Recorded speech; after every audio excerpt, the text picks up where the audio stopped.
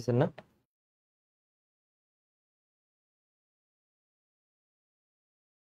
আচ্ছা।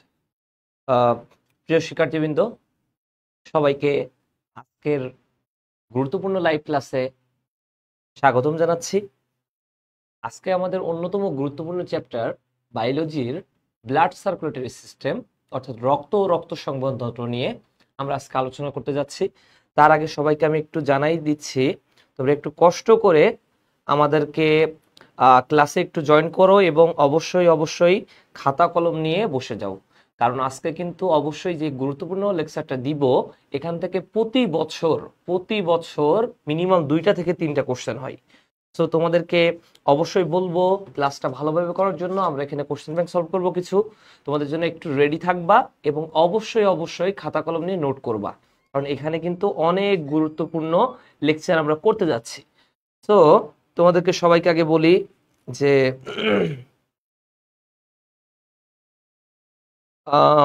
ক্লাসে জয়েন্ট, তোমরা তো ক্লাসে সব থেকে দুঃখজনক বিষয়টা হচ্ছে তোমরা করো হচ্ছে লাইভ ক্লাস, বাট লাইভ ক্লাসে তোমরা থাকো না। এটা কিন্তু খুবই মর্মান্তিক একটা বিষয়। কেন আমি তোমাদেরকে একটু বলি। লাইভ ক্লাসের সুবিধা একটা হচ্ছে যে তোমরা ইনস্ট্যান্টলি তোমরা যা যা করানো হবে তোমরা কিন্তু করে নিতে পারবা। এটা এখন যদি তোমরা না করো তাহলে তোমাদের সমস্যাটা কি দেখো, তাহলে কিন্তু রেকর্ডিং ক্লাসই বেটার ছিল। বাট তোমাদের জন্য, তোমাদের সুবিধার জন্য এই লিজেন্ড কেয়ার প্রতিষ্ঠানটি তোমাদের জন্য সর্বোচ্চ সুযোগ সুবিধা তোমাদের সামনে নিয়ে আসতেছে। লিজেন্ড কেয়ারের প্রতিষ্ঠানটি তোমাদের সামনে এই যে লাইভ ক্লাস প্রতিনিয়ত হচ্ছে, তোমরা একটু ভাবতেছো যে প্রতিনিয়ত সেই কবে থেকে লাইভ ক্লাস শুরু করছি। তোমরা ক্লাস করো 1 জন 2 জন 3 জন 4 জন 5 জন, ভর্তি হয়েছে তো অনেকে। এখন কথা হচ্ছে আমরা কিন্তু রেকর্ডিং আকারে দিয়ে দিচ্ছি, বাট রেকর্ডিং ক্লাসটার সুবিধাটা কি আর লাইভ ক্লাসের সুবিধাটা কি? আমরা লাইভও দিচ্ছি, রেকর্ডিংও দিচ্ছি। লাইভ ক্লাসটার সুবিধা এটা ছিল যে তোমরা ইনস্ট্যান্টলি পড়াটা বুঝে নিতে পারতা, দেন তোমাদের কোশ্চেন থাকলে করতে পারতা, আমি সলভ করতে পারতাম। এখন সব থেকে বড় কথা কি জানো, আরো একটা কথা, তোমরা অলরেডি কিন্তু একবার ওয়ান কাইন্ড অফ, এটা মানতে হবে, এটা দুঃখজনক হইলেও ব্যর্থ কিন্তু একবার হয়ে গেছি আমরা। সেখানে তোমরা আবার সেকেন্ড টাইম দিচ্ছ ব্যর্থ, যেহেতু সেখানে আবার যদি ব্যর্থতার দ্বার প্রান্তে যাওয়া লাগে, তাহলে এর থেকে ভয়াবহ বিষয় কিন্তু পৃথিবীতে আর কিছু হইতে পারে না। এই জন্য তোমাদেরকে আমি বলবো এখনই সতর্ক হও, এখনো সময় আছে, সতর্কতার সহিত ক্লাসগুলো করো, পড়ালেখা করো। কেন বলতেছে এই কথা? বলতে পারো যে ভাইয়া কেন আজকে এই কথাগুলো বললেন? কথাগুলো হচ্ছে দেখলাম যে গত দু একদিন আমরা কথা বলতেছি তোমাদেরকে নিয়ে, তোমরা লাইভ ক্লাসটা করো না। আসলে লাইভ ক্লাসটা না করলে তোমাদের অসুবিধাটা কি দেখো, হয়টা কি, আমি কিন্তু নিজেও এখনো স্টুডেন্ট, আমার কিন্তু এখনো অনার্স রানিং শেষ হয় নাই।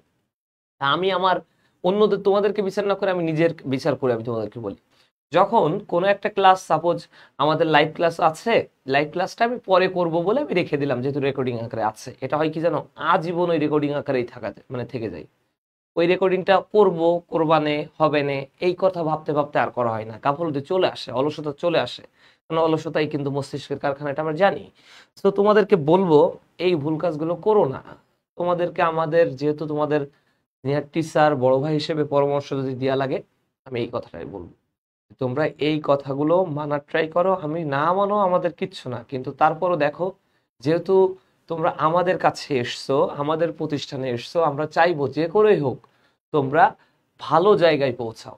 তোমাদের এই পৌঁছানোর জন্য দীর্ঘদিন দেখো, তোমাদের টাইম টু টাইম, বিশ্বাস রাখো, তোমাদের প্রত্যেকটা টিচার এখানে স্বনামধন্য সকল প্রতিষ্ঠানে ক্লাস নেই, এখানে আমাদের নিজস্ব প্রতিষ্ঠান লিজেন্ডে আমরা ক্লাস নিচ্ছি টাইম টু টাইম, শুধু তোমাদের কথা ভেবে। আমরা জানি তোমরা কিন্তু ক্লাস করো 1 জন বা 2 জন, তারপরও কিন্তু ক্লাস নিতেছি আমরা একদম প্রতিদিনের টাইমে, প্রতিদিন ক্লাস নিচ্ছি। এটা যদি তোমরা এখন না বোঝো তাইলে আর কিছু করার থাকবে না। এটা তোমাদের ভালো, পাগল তো নিজেদের ভালো বোঝে, তাই না?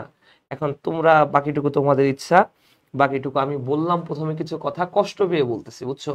তোমাদের উপর কষ্ট পেয়ে তোমরা যখন ক্লাসে করবো একসাথে 60 জন, তখন তখন কিন্তু ক্লাসটা করাতেই ভালো লাগে, যে না 60 জন করতেছে, এরা আসলে এখন আশাবাদী, এদের উদ্দেশ্যে আমরা ক্লাসটা আরো আরো কত ভাবে করানো যায়, কত সুন্দর করে করানো যায়, এটা কিন্তু তখন মনে আসে। এখন যে করতেছি না তা না, অবশ্যই করতেছি, আর তোমাদের কথা ভাবলে যে ক্লাস করতেছে 1 জন 2 জন 3 জন, এটা কেন করো আমার জানা নাই। যাই হোক, তোমাদের উদ্দেশ্য একটাই থাকবে, একটা কথাই বলছি বারবার, যে তোমাদের কথা ভেবেই আমাদের প্রতিষ্ঠান লিজেন্ড কেয়ার বারবার তোমাদের শতভাগ দিচ্ছে, যে দেখো টাইম টু টাইম ক্লাস কবে থেকে শুরু হয়েছে, তারপরও ট্রাই করতেছে যে সর্বোচ্চ পরিমাণ সাপোর্ট দিতে তোমাদের, যে তোমরা ভালো জায়গায় যাও। বুঝতেছো তোমাদের কথা? যে এই জায়গায় তোমরা যদি না বোঝো, নিজেদের ভালোটা না বোঝো, কিভাবে বলবো বলো? প্রতিদিন তোমরা ক্লাসটা করবা, লাইভ ক্লাসও দিচ্ছি, রেকর্ডিংও দিচ্ছি। রেকর্ডিং তো তখন দেওয়া হয় যে রেকর্ডিংটা কেউ মিস করলে, তোমরা প্রত্যেকেই মিস করো। এটা কিন্তু একেবারেই কাম্য নয়। কেন আমি তোমাদেরকে বলতেছি এই কথা? ওই রেকর্ডিংটা আমি আবারও বললাম, একটু আগেও বলছি, আবারও বলতেছি, রেকর্ডিংটা রেকর্ডিং জায়গায় থেকে যায়। লাইভ ক্লাসে তুমি লাইভ ক্লাস করতেছো, কোশ্চেন করবা, ওখানে নোট করবা, সলভ করবা, এটার জন্য লাইভ ক্লাস। আমি লাইভ, আমাদের প্রতিষ্ঠান সর্বোচ্চ দিচ্ছে, লাইভও দিচ্ছে, রেকর্ডিংও দিচ্ছে। তারপরও তোমরা লাইভে কেন জানি না তোমরা থাকো না, আমি জানি না। যাক, আমাদের শতভাগ দেওয়ার চেষ্টা করতেছি, প্রতিষ্ঠান লিজেন্ড কেয়ার, আমাদের খন্দকার ভাই সর্বোচ্চ চেষ্টা করতেছি তোমাদের দেওয়ার জন্য, আমরা সেটা দিই। এখন ট্রাই করতেছি। এখন তোমরা ক্লাস না করলে কি করব বলো? যে তোমরা ক্লাসে জয়েন্ট হও না। যাক, পরে করে নিবা, এই আশাই আমরা থাকি। দেখি, আজকে আমরা ব্লাড নিয়ে আলোচনা করব। ব্লাডের কিছু গুরুত্বপূর্ণ আলোচনা। প্রথম কথা হচ্ছে, ব্লাড থেকে প্রতি বছর 2টা থেকে 3টা কোশ্চেন হয়। কয়টা? 2টা থেকে মিনিমাম 3টা কোশ্চেন হয়। দেখো, প্রথম কথা, পৃথিবীতে ব্লাড প্রথম আবিষ্কার করছিলেন উইলিয়াম হার্ভি বলে একজন বিজ্ঞানী। কে আবিষ্কার করছিলেন? উইলিয়াম হার্ভি বলে একজন বিজ্ঞানী। এই কথাটাও পরীক্ষা আসতে পারে যে কোন বিজ্ঞানী ব্লাড আবিষ্কার করছেন? William Harvey. ভালো কথা। এখন তোমরা শুনে থাকবা আর একটা বিজ্ঞানীর নাম, কার্ল ল্যান্ডস্টাইনার। নাম কি? Karl Landsteiner. অনেকের ধারণা কার্ল ল্যান্ডস্টাইনারই হচ্ছে ব্লাড আবিষ্কার করছেন। কি বললাম? অনেকের ধারণা কার্ল ল্যান্ডস্টাইনারই ব্লাড আবিষ্কার করছেন, কিন্তু কথাটা ভুল। দেখো, কথাটা ভুল বলতে কি বোঝাচ্ছি। আসলে কার্ল ল্যান্ডস্টাইনার তৈরি করছিলেন কি জানো? ব্লাড গ্রুপিং তৈরি করছিলেন। অর্থাৎ যেটা আমরা ব্লাড টেস্ট করি, তিনি ব্লাড আবিষ্কার করেন নাই, তিনি আবিষ্কার করছিলেন ব্লাড গ্রুপিং বা ব্লাড টেস্টিং। বুঝাইতে পারছি তোমাদেরকে? পরীক্ষায় দিল যে নিচের কোন বিজ্ঞানী ব্লাড আবিষ্কার করছে, ক নম্বরই থাকলো কার্ল ল্যান্ডস্টাইনার। 90% স্টুডেন্ট দেখার সাথে সাথে মেরে ফেলে। ধর তাক্তা মারপেট, ধরো এবং মারো। মানে ক নম্বর দেখছে কার্ল ল্যান্ডস্টাইনার, মেরে দিচ্ছে। অথচ আবিষ্কারক কে ছিল? William Harvey. তারা বোঝেও নাই কার্ল ল্যান্ডস্টাইনার আসলে ব্লাড আবিষ্কার করে নাই, আবিষ্কার করছিলেন ব্লাড গ্রুপিং। আই থিঙ্ক এখান থেকে কোশ্চেন হবে, এটা একটু আইডেন্টিফাই করো। এখন আসো, দ্বিতীয় পয়েন্ট হচ্ছে, আমরা শিখবো ডেফিনেশন অফ ব্লাড। কি শিখবো? ডেফিনেশন অফ ব্লাড, মানে ব্লাডের সংজ্ঞা। Definition of blood. অনেকেই বলতে পারো যে ভাইয়া, ব্লাড নিয়ে আবার সংজ্ঞা কি পড়ার আছে? দেখো, আজকে নতুন করে দেখবা যে কি পড়ার আছে। আমি যদি তোমাদেরকে কোশ্চেন করতাম, অফলাইনে যখন ক্লাসে আমরা কোশ্চেন করি ব্লাড কাকে বলে, 90% স্টুডেন্ট বলে ব্লাড হচ্ছে লাল বর্ণের তরল যোজক কলা। এতটুকুই কি এনাফ? দেখো, হ্যাঁ, আমি মানতেছি যে ব্লাড একটা তরল যোজক কলা। তরল যোজক কলা, তরল যোজক কলা আমি লিখলাম, ভালো কথা। 2 নম্বর পয়েন্ট কি লিখতেছ? এটা লাল বর্ণের। এতটুকুই এনাফ না একটা ব্লাড হওয়ার জন্য? দেখো কি কি পড়তে হবে। অবশ্যই মনে রাখবা, তরল যোজক কলা মানে লিকুইড কানেকটিভ টিস্যু। এই কথাটা অ্যাড করবা, liquid connective tissue. Liquid connective tissue, ভালো কথা। এরপরে কি কি কথা যোগ করবা? দেখো, ব্লাড হতে গেলে সেটা হতে হবে ঈষৎ ক্ষারীয়। কি হবে ভাইয়া এটা? ঈষৎ ক্ষারীয়। ঈষৎ মানে কি? সামান্য, একেবারে অল্প, ন্যূনতম। এটা ন্যূনতম একটু কি, অল্প একটু ক্ষারীয় হয়েছে। এটা স্বাদে আবার নোনতা। ব্লাড স্বাদে কেমন? নোনতা। এই কথাটাও তোমাকে লিখতে হবে। থার্ড পয়েন্ট লিখতে হবে, সরি, ফোর্থ পয়েন্ট লিখতে হবে তোমার ব্লাডের পিএইচ এর মান। ব্লাডের পিএইচ এর মান সাধারণত 7.35 থেকে 7.45। ওকে, লাস্ট পয়েন্ট দেখো, ব্লাডের আপেক্ষিক গুরুত্ব জানতে হবে। আপেক্ষিক গুরুত্ব বলতে কি বোঝাই আমি একটু তোমাদেরকে বোঝাই, আগে লিখে নিই। আপেক্ষিক গুরুত্ব হচ্ছে একটা ব্লাডের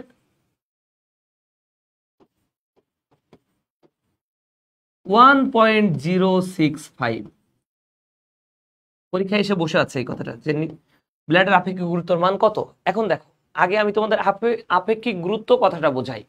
আপেক্ষিক গুরুত্ব দ্বারা বোঝাচ্ছে যে কোন একটা জিনিস পানিতে ডুববে না ভাসবে। ধরলাম এই কলমটাই, পেনটা আমি পানিতে দিলাম, পানিতে ফেলে দিলাম, এটা ডুববে কি ভাসবে, এটা আমি আপেক্ষিক গুরুত্ব দিয়ে আমি তুলনা করতে পারবো। ফর এক্সাম্পল দ্যাট, তোমরা আর্কিমিডিসের সূত্র পড়ছো, প্লবতা। P is equal to h rho g. এই কথাগুলো পড়ছো 9 10-এ।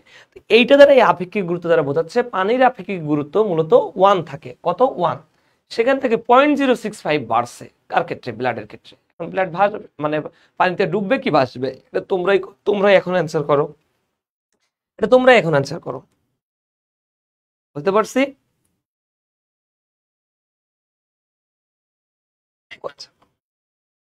আচ্ছা, ফাতিমাতুজ জোহরা বলছো গড় 0.40। একজন কোশ্চেন করছো ভাইয়া বায়োলজির কয়টা ক্লাস হইছে? ইফরাত জাহান তুমি কোশ্চেন করছো যে বায়োলজির কয়টা ক্লাস হইছে। আচ্ছা, আমাদের ডি ইউনিটের জন্য 2টা ক্লাস হইছে, আজকে নিয়ে একটা, 3টা। ওকে, আর অন্যান্য জায়গায় যেমন এই ইউনিটে ক্লাস কিন্তু অনেকগুলো হয়েছে। এই ইউনিটে ক্লাস অলমোস্ট প্রায় 11টার মতো ক্লাস হয়ে গেছে ওখানে। হ্যাঁ, অলমোস্ট 10 or 11 ক্লাস হয়েছে ওখানে। তোমরা একটু দেখে নিও। এই এই এই ডি ইউনিটের জন্য কিন্তু নিয়মিত আপনার টাইম মতো হচ্ছে বায়োলজি ক্লাস চলতে থাকবে, এবং এটা আরো অনেক মানে ডিপলি এবং কোশ্চেনের সহিত কোশ্চেন ব্যাংক সলভ করব একটা ক্লাস পর পর গিয়ে, এটা আমরা দেখাবো। আচ্ছা দেখো, এরপরে ব্লাডের কাহিনী কি দেখো। এরপরে ব্লাডের কাহিনী হচ্ছে একটা ব্লাডের তাপমাত্রা সাধারণত 36 থেকে 38 ডিগ্রি সেন্টিগ্রেড থাকে। কত? 36 থেকে 38 ডিগ্রি সেন্টিগ্রেড তাপমাত্রায়। বলতে পারছি 36 থেকে 38 ডিগ্রি সেন্টিগ্রেড তাপমাত্রায় বিরাজমান থাকে। আবার একটা ব্লাড, সারা দেহের ব্লাডের আয়তন আমাদের বডির 8%। কত? 8% হচ্ছে আমাদের সারা বডির, 8% হচ্ছে ব্লাড। এই কথাগুলো দিয়ে এখন সংজ্ঞা তৈরি করব। দেখো তো আমরা বলতে পারি কিনা। ব্লাড হচ্ছে লাল বর্ণের তরল যোজক কলা, যেটা স্বাদে নোনতা এবং ঈষৎ ক্ষারীয়, কারণ তার পিএইচ এর মান হচ্ছে 7.35 থেকে 7.45 এবং তার আপেক্ষিক গুরুত্বের মান 1.065। এই বৈশিষ্ট্য যার ভিতরে থাকবে তাকে আমরা ব্লাড বলবো। আমার কথা বুঝছো কিনা জানাও তো, বুঝছো কিনা, এবার ক্লিয়ার হয়েছে কিনা,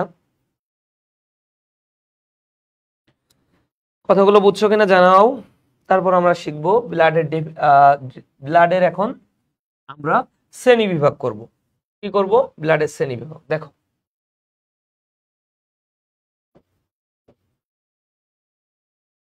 ব্লাডের ক্লাসিফিকেশন।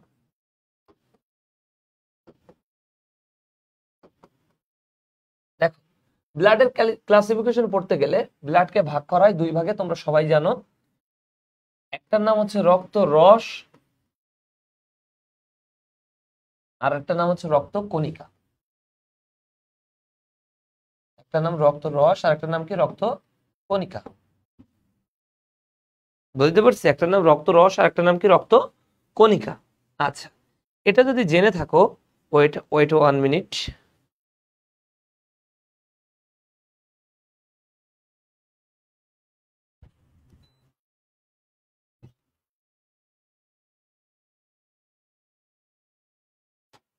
দেখেন, আসেন এবার কথা হচ্ছে আমরা ব্লাডের ক্লাসিফিকেশনে কি দেখব, যে রক্ত রস আর একটা কি? রক্ত কণিকা।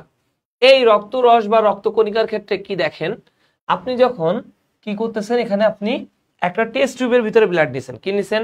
টেস্ট টিউবের ভিতরে ব্লাড নিছেন। এই টেস্ট টিউবের ভিতরে ব্লাড নেওয়ার পরে একটা বিশেষ যন্ত্র আছে, যন্ত্রটার নাম হচ্ছে সেন্ট্রিফিউগাল। নাম কি? সেন্ট্রিফিউগাল। এই সেন্ট্রিফিউগাল যন্ত্রের ভিতরে যখন আপনি ব্লাড নিছেন, তখন ব্লাডটা এই সেন্ট্রিফিউগাল যন্ত্র আপনার টেস্ট টিউবটাকে মিনিটে 3600 বার ঘোরাই দিবে। মিনিটে 3600 বার ঘোরাই দিবে। যখন ঘোরাবে তখন ব্লাডকে 2 ভাগে ভাগ করতে পারবেন আপনি। একটার নাম হচ্ছে রক্ত রস আর একটা নাম কি? রক্ত কণিকা। এই রক্ত রসকে আবার 2 ভাগে ভাগ করা যায়। কয় ভাগে? 2 ভাগে। একটার নাম হচ্ছে পানি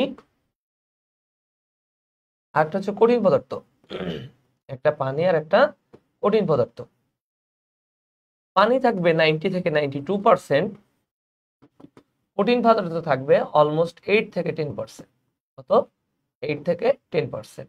এখন পানি নিয়ে তো পড়ার নাই, পড়তে হবে আপনার এখন কি নিয়ে? দেখেন, পড়বেন আপনি কঠিন পদার্থ নিয়ে। আবার দেখেন, আপনাকে একটা গুরুত্বপূর্ণ কোশ্চেন বলে দেই, 90 থেকে 92% কি আছে? আমার বডিতে পানি আছে। কিন্তু পরীক্ষায় এখান থেকে কি কোশ্চেন দিবে জানেন? এমন একটা অঙ্গাণু আছে আমার বডিতে বা আপনার বডিতে, যেই অঙ্গাণুর 90 থেকে 95% হচ্ছে পানি। আপনি পড়ছেন কি? পানি আছে আপনার বডিতে 90 থেকে 92%, বাট পরীক্ষায় আসবে এমন কোন অঙ্গাণু আছে যার 90 থেকে 95% পানি? আমি জানি আপনারা অনেকে অ্যান্সার পারবেন, অনেকেই পারবেন না।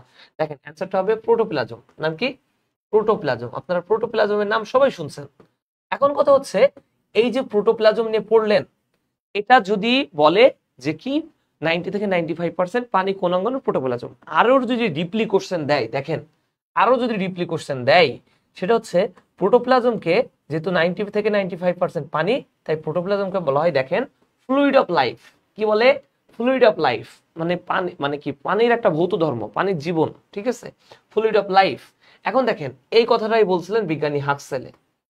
কয়টা কোশ্চেন বললাম? 3টা কোশ্চেন। যে কোনটা 90 থেকে 95% অঙ্গাণু আছে? প্রোটোপ্লাজম। প্রোটোপ্লাজমকে কি বলে? Fluid of life. কোন বিজ্ঞানী বলছিলেন? বিজ্ঞানী হাক্সেলে। 3টা কোশ্চেনই পরীক্ষা আসার মতো। এখন আসেন, এখানে কাহিনী খতম করলাম।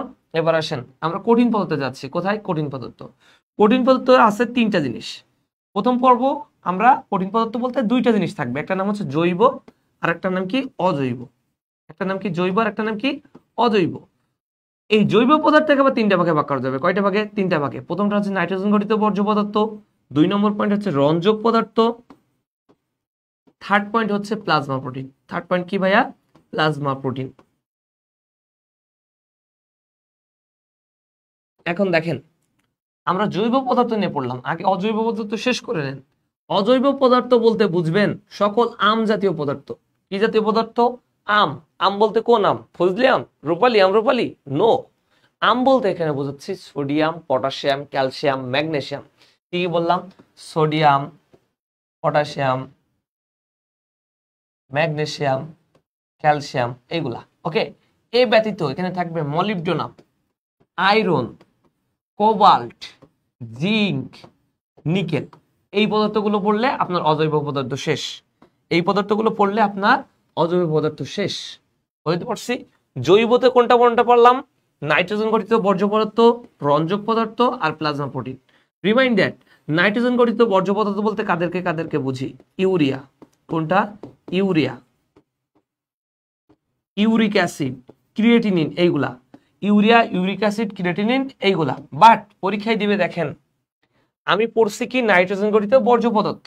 ওকে, কি বললাম? ইউরিয়া, ইউরিক অ্যাসিড, ক্রিয়েটিনিন, এইগুলো হচ্ছে নাইট্রোজেন গঠিত বর্জ্য পদার্থ। পরীক্ষায় আসবে নাইট্রোজেন গঠিত বর্জ্য পদার্থ কোন প্রক্রিয়ার মাধ্যমে মানব দেহে তৈরি হয়? রিমাইন্ডার 2টা পয়েন্ট। 2 প্রক্রিয়ায় তৈরি হয়। একটা নাম ডিঅ্যামাইনেশন, একটা নাম হচ্ছে ডিঅ্যামাইনেশন, আর একটা নাম হচ্ছে অর্নিথিন চক্র। এই 2 চক্রের মাধ্যমে আমার বডিতে বা আপনার বডিতে কি তৈরি হচ্ছে? ইউরিয়া তৈরি হচ্ছে। আরো যদি কিছু কথা জানতে হয়, এই নাইট্রোজেন কোথা থেকে আসলো বডিতে? এটা হলো আপনি যে প্রোটিন খাচ্ছেন, এই প্রোটিনের ভিতরে কি আছে? নাইট্রোজেন বিদ্যমান অবস্থায় আছে। যত বেশি প্রোটিন খাচ্ছেন তত বেশি আপনার নাইট্রোজেন জমতে থাকছে। একটা পর্যায়ে নাইট্রোজেন বিক্রিয়া করে কি তৈরি করতেছে? আপনার বডিতে ইউরিয়া তৈরি করতেছে। আমরা আরো সুন্দর করে দেখবো যকৃৎ নিয়ে যখন পড়বো যে কোথায় তৈরি হচ্ছে। আচ্ছা, আরো একটা কথা বলে দিই, ডিঅ্যামাইনেশন এবং অর্নিথিন চক্রের মাধ্যমে যে ইউরিয়া তৈরি হয়, কোথায় তৈরি হয়? এটা হচ্ছে লিভার বা যকৃতে তৈরি হয়। আমি কি বোঝাতে পারছি আপনাদেরকে? বুঝছেন কিনা বলেন তো? এটা বুঝছেন আপনারা? আপনারা জানাইতে থাকেন বুঝছেন কিনা। এবার আসেন রঞ্জক পদার্থ নিয়ে পড়বো। আমার বডিতে বা আপনার বডিতে রঞ্জক পদার্থ বলতে বুঝবো 2টা জিনিসকে। একটার নাম হচ্ছে বিলিরুবিন, একটার নাম কি? বিলিরুবিন, আর একটা হচ্ছে বিলিভার্ডিন। কি বললাম? একটা নাম বিলিরুবিন আর একটা নাম বিলিভার্ডিন। রিমাইন্ডার বিলিরুবিন হচ্ছে হলুদ রঙের জন্য দায়ী। কি রঙের জন্য দায়ী? হলুদ। বিলিভার্ডিন হচ্ছে সবুজ রঙের জন্য দায়ী। কি রঙের জন্য? সবুজ রঙের জন্য। আমি কি বোঝাতে পারছি? বিলিরুবিন হচ্ছে হলুদ রং, বিলিভার্ডিন হচ্ছে সবুজ রং। এখন কথা শোনেন, এই বিলিরুবিন আর বিলিভার্ডিন কোথা থেকে উৎপন্ন হলো? এখন আবার কোশ্চেন মনে মনে হচ্ছে, আপনাদেরকে বলতে পারতেছেন না যে বিলিরুবিন আর যে বিলিভার্ডিন উৎপন্ন হলো কোথা থেকে আসলো? কোথা থেকে আসে এরা? বলে না কোথা থেকে আসে এরা? এটা হচ্ছে তৈরি হচ্ছে হিমোগ্লোবিন থেকে। কোথা থেকে? হিমোগ্লোবিন থেকে। হিমোগ্লোবিন যখন ভেঙে যাবে, প্রত্যেকটা হিমোগ্লোবিনের উপাদান ভেঙে যাওয়ার পরে সেখানে বিলিরুবিন আর বিলিভার্ডিন উৎপন্ন করে। বিলিরুবিন আমি বলছি হলুদ রঙের জন্য দায়ী। এখন একটা ইন্টারেস্টিং বিষয় শিখবেন, শোনেন। যখন হিমোগ্লোবিন ভাঙতেছে তখন বিলিরুবিন আর বিলিভার্ডিন উৎপন্ন হচ্ছে। বিলিরুবিন হলুদ রঙের জন্য দায়ী। এখন প্রশ্ন হচ্ছে, যত বেশি বিলিরুবিন ভাঙবে তত বেশি আপনার বডি হলুদ রং ধারণ করবে। ঠিক একইভাবে একই রকম সিস্টেমে যখন বেশি পরিমাণে বিলিরুবিন উৎপন্ন হচ্ছে তখন আপনার দেহে তৈরি হচ্ছে বিশেষ একটা রোগ, রোগের নাম জন্ডিস। কি বলেন তো? জন্ডিস। আপনারা পড়ে থাকবেন, জন্ডিস হইলে চোখের রং, মুখের রং, হাতের রং, নখের রং হলুদ হয়ে যায়। কেন বুঝছেন আজকে সাইন্টিফিক্যালি? কারণ আপনার হিমোগ্লোবিন কি করছিল? রক্তের রং লাল করতেছিল, কিন্তু সেটা ভেঙে যাচ্ছে। ভেঙে কি তৈরি করতেছে? বিলিরুবিন আর বিলিভার্ডিন। তাই এখানে হলুদ রং বেশি ধারণ করতেছে এবং আপনার চোখের রং, হাতের রং হলুদ হচ্ছে। আই থিঙ্ক বুঝছেন। বুঝছেন কিনা জানান তো? ক্লিয়ার হয়েছেন? আচ্ছা, এবার আসেন প্লাজমা প্রোটিন নিয়ে পড়বো। কি নিয়ে? এই যে প্লাজমা প্রোটিন ছিল, এই প্লাজমা প্রোটিন নিয়ে পড়বো। আমরা পরের ইয়েতে যাই। প্লাজমা প্রোটিন মনে রাখেন,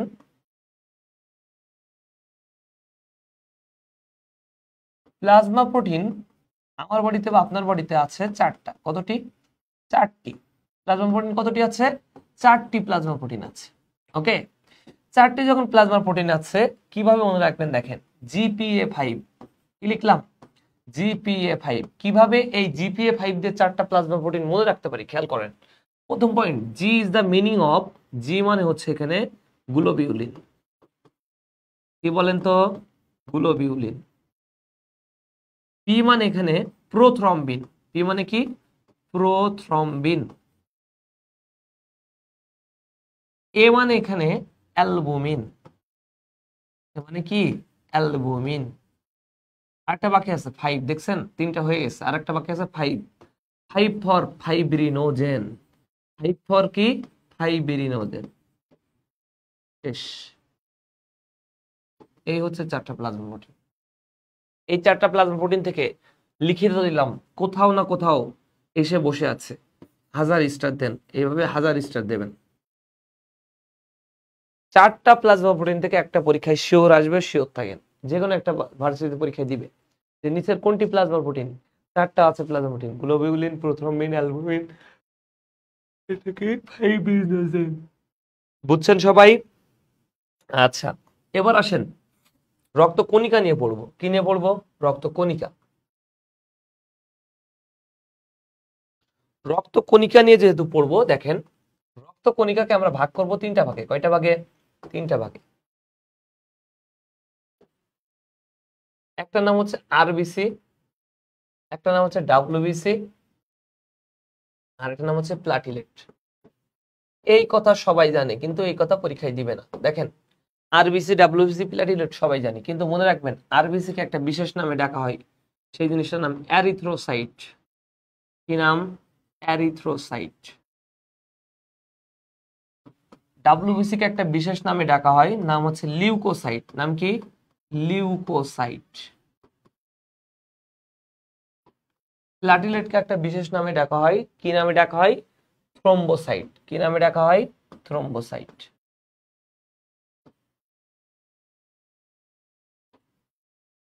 বুঝছেন আপনারা?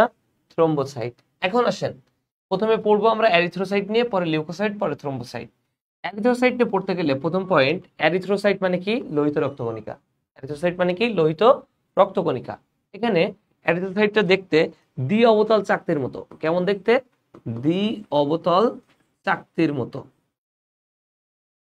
দ্বি অবতল চাকতি, ভালো কথা। 2 নম্বর পয়েন্ট, একটা এরিথ্রোসাইট সাধারণত নিউক্লিয়াস বিহীন। কি বিহীন? নিউক্লিয়াস বিহীন। ওকে।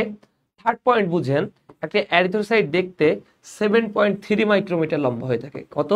7.3 মাইক্রোমিটার লম্বা। ফোর্থ পয়েন্ট, এরিথ্রোসাইটটা সাধারণত, দেখেন এরিথ্রোসাইট সাধারণত ভ্রূণ অবস্থায়, কি অবস্থায়? ভ্রূণ অবস্থায় তৈরি হয় কুসুমথলি থেকে। কোন জায়গা থেকে? কুসুমথলি থেকে। কুসুম থলি থেকে। কুসুমথলি থেকে। ওকে, বোঝাইতে পারছি? কুসুমথলি থেকে। দেখেন, যখন তার বয়স হয়েছে 6 মাস, কয় মাস? 6 মাস, তখন তৈরি হবে যকৃৎ বা লিভার থেকে। যকৃৎ বা লিভার থেকে। যখন সে একটা পূর্ণাঙ্গ মানুষ হয়ে গেছে, পূর্ণাঙ্গ মানুষ, তখন আপনারা পড়বেন এই পয়েন্টটা, যে এইটা এবার জানার কথা, লাল অস্থি মজ্জার, লাল অস্থি মজ্জার স্টেম সেল থেকে। কি বললাম? লাল অস্থিমজ্জার স্টেম সেল থেকে। এইটা পড়ছেন আপনারা, বাট এই দুইটা পয়েন্ট আর পড়েন নাই। কোন দুইটা? এই যে এই দুইটা পয়েন্ট আর পড়েন নাই, রিমাইন্ডেড। এবার আসেন আমরা শিখবো হচ্ছে অ্যারিথ্রোসাইটের হচ্ছে আমরা শিখবো কি সংখ্যা। অ্যারিথ্রোসাইটের সংখ্যা কত হচ্ছে দেখেন। অ্যারিথ্রোসাইটের সংখ্যা যখন সে ভ্রূণ অবস্থায় আছে, কি অবস্থায়? ভ্রূণ অবস্থায়, তখন এর সংখ্যা হচ্ছে 80 থেকে 90 লাখ। কত? 80 থেকে 90। যখন সে শিশু অবস্থায় আছে তখন এর সংখ্যা হচ্ছে 60 থেকে 70 লাখ। যখন সে পূর্ণাঙ্গ পুরুষ হয়ে যাচ্ছে, পূর্ণাঙ্গ পুরুষ, তখন তার সংখ্যা হচ্ছে 50 থেকে 54 লাখ। যখন সে পূর্ণাঙ্গ একটা নারী অবস্থায় আছে তখন তার সংখ্যা হবে 45 থেকে 49 লাখ। আবার জানেন আপনারা যে 120 দিন পর পর একটা আরবিসি মারা যায়। কি হয়? 120 দিন পর পর একটা আরবিসি মারা যায়, ভালো কথা। কিন্তু একটা আরবিসি মারা যাওয়ার আগে সে 1100 কিলোমিটার পথ অতিক্রম করে। কত কিলোমিটার? 1100 কিলোমিটার পথ অতিক্রম করে। আপনারা কি বুঝছেন? এই পর্যন্ত বুঝছেন কিনা বলেন তো? এই পর্যন্ত পড়লে আপনার আরবিসি নিয়ে পড়া মোটামুটি কমপ্লিট। আরবিসি নিয়ে আর বেশি কিছু বলা লাগবে না। এই পর্যন্ত বুঝছেন কিনা আপনারা জানান নাকি?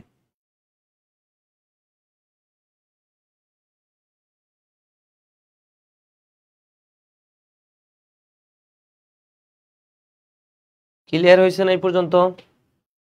যদি ক্লিয়ার হয়ে থাকেন তাহলে দেখেন এরপরে আপনারা পড়বেন লিউকোসাইট। কোন জায়গা নিয়ে? লিউকোসাইট।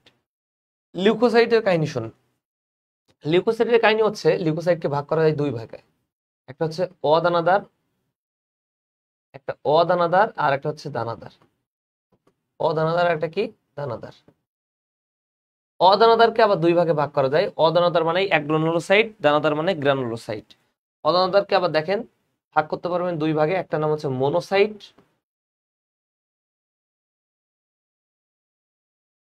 আর একটার নাম হচ্ছে একটার নাম মোনোসাইট আর একটার নাম কি? লিম্ফোসাইট। একটার নাম মোনোসাইট আর একটার নাম কি? লিম্ফোসাইট। মোনোসাইটের ক্ষেত্রে দেখেন এটা দেখতে 12 থেকে 20 মাইক্রোমিটার লম্বা হয়ে থাকে। 12 থেকে 20 মাইক্রোমিটার লম্বা। 12 থেকে 20 মাইক্রোমিটার লম্বা। এবং 2 নম্বর পয়েন্ট, এটা দেখতে অশ্বের খুরের ন্যায়। এটা কেমন দেখতে? অশ্বের খুর। থার্ড পয়েন্ট, এটা অশ্বের খুরের মতো দেখতে হইলেও রিমাইন্ডার যেটা পরীক্ষায় আসবে, এটা ফ্যাগোসাইটোসিস প্রক্রিয়ায়, কি প্রক্রিয়ায়? ফ্যাগোসাইটোসিস প্রক্রিয়ায় জীবাণু ধ্বংস করে। ফ্যাগোসাইটোসিস প্রক্রিয়ায় জীবাণু ধ্বংস করে। আমি কি বোঝাইতে পারছি আপনাদেরকে? ফ্যাগোসাইটোসিস প্রক্রিয়ায় জীবাণু ধ্বংস করে। এটা বুঝছেন কিনা জানান তো? এটা বুঝছেন কিনা জানেন? এবার আসেন লিম্ফোসাইট। লিম্ফোসাইটের ক্ষেত্রে পড়তে হবে আপনার বি কোষ, টি কোষ আর একটা এনকে সেল। কি বললাম? বি কোষ, টি কোষ এবং এনকে সেল। এই পর্যন্ত আগে বুঝছেন কিনা বলেন, তারপর আমরা বি কোষ, টি কোষ আর এনকে সেল নিয়ে পড়বো। বি কোষ, টি কোষ এবং এনকে সেল নিয়ে বুঝছেন কিনা?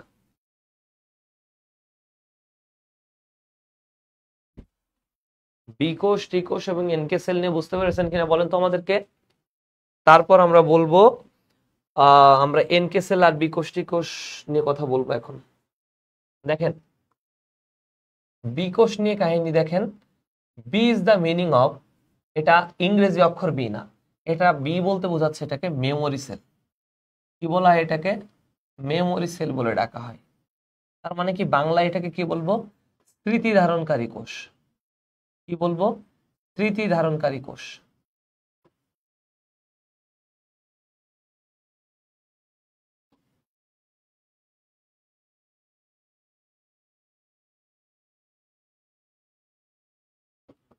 স্মৃতি ধারণকারী কোষ,